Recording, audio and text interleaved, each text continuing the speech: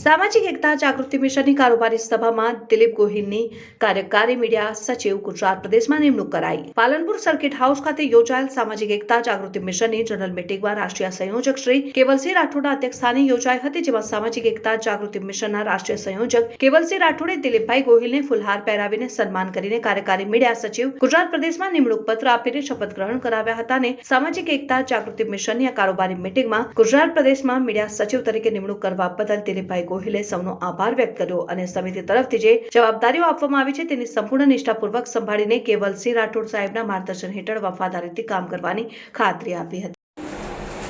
આજના કાર્યક્રમમાં આપણી વચ્ચે અહીંયા ઉપસ્થિત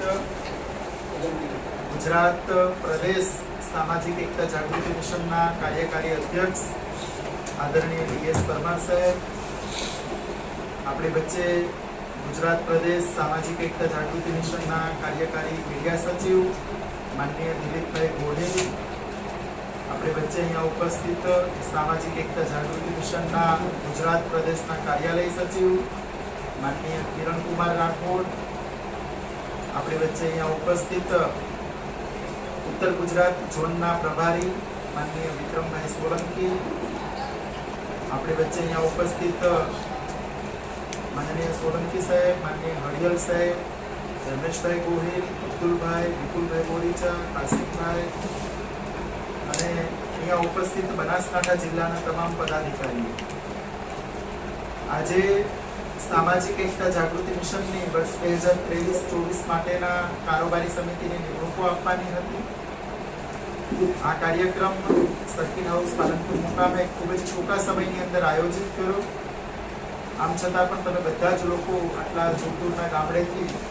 અહીંયા ઉપસ્થિત રહ્યા છે, એ તમામ લોકોનું સામાજિક એકતા જાગૃતિ મિશન વતી અમે હાર્દિક સ્વાગત કરીએ છીએ। સામાજિક એકતા જાગૃતિ મિશન એ આપણે બધા લોકો જાણીએ છીએ કે સર્વ સમાજના કલ્યાણ માટે અને રાષ્ટ્રના નિર્માણ માટે કામ કરી રહ્યું છે। ભારતનું એકમાત્ર સંગઠન એવું છે કે જે તમામ જાતિ અને ધર્મના લોકોના કલ્યાણ માટે દિવસ રાત કામ કરી રહ્યું છે। ભારતમાં ઘણા બધા સંગઠનો છે, મોટા ભાગના જે સંગઠનો છે રાજનૈતિક પાર્ટીના મિત્રો છે, એ પર્ટિક્યુલર છે એ કોઈ પણ કાસ્ટ કે કમ્યુનિટીનું પ્રતિનિધિત્વ કરતા હોય, જ્યારે સામાજિક એકતા જાગૃતિ મિશન ભારતનું એકમાત્ર એવું સંગઠન છે કે તમામે તમામ જાતિ અને ધર્મના લોકોને સાથે રાખીને ચાલનારું સંગઠન છે। અહીંયા જો બનાસકાંઠાની ભાષામાં આપણે કહીએ તો 18 આલમને સાથે રાખી અને ચાલવા વાળું સંગઠન છે, 36 કોમને સાથે રાખીને ચાલવા વાળું સંગઠન છે।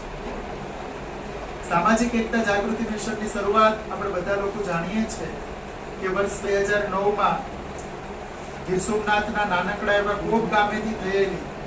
અને એ પછી ગુજરાતના તમામે તમામ અત્યારે 33 જિલ્લાઓ અને 249 તાલુકાઓમાં સામાજિક એકતા જાગૃતિ મિશનનું સંગઠન છે। ગુજરાત સિવાયના પણ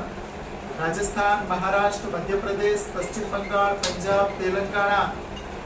દિલ્હી અને આજુબાજુના એવા ઘણા બધા જે રાજ્યો જે છે, કેન્દ્ર શાસિત પ્રદેશ, દીવ, દમણ, દાદરા નગર હવેલી, આ બધા વિસ્તારની અંદર પણ સામાજિક એકતા જાગૃતિ મિશનના કાર્યકર્તાઓ જે છે એ સમાજના કલ્યાણ અને રાષ્ટ્રના નિર્માણ માટે કામ કરી રહ્યા છે। આપણા મિશનનું જે લક્ષ્ય છે એ લક્ષ્ય એ છે કે આ દેશના તમામે તમામ જે 142 કરોડ લોકો છે એમને શિક્ષણનો એમનો અધિકાર છે, એમનો 100% એમનો અમલ થાય, કારણ કે કાયદાઓ બધા બહુ સારા છે। ભારતનું બંધારણ દુનિયાનું સૌથી શ્રેષ્ઠ બંધારણ છે, પણ જ્યારે એમનો વાસ્તવિક અમલ કરવાની વાત આવે તો ક્યાંક ને ક્યાંક હજુ સુધી ભારતનું બંધારણ અને બાકીના કાયદાઓનો હજુ અમલ થયો નથી।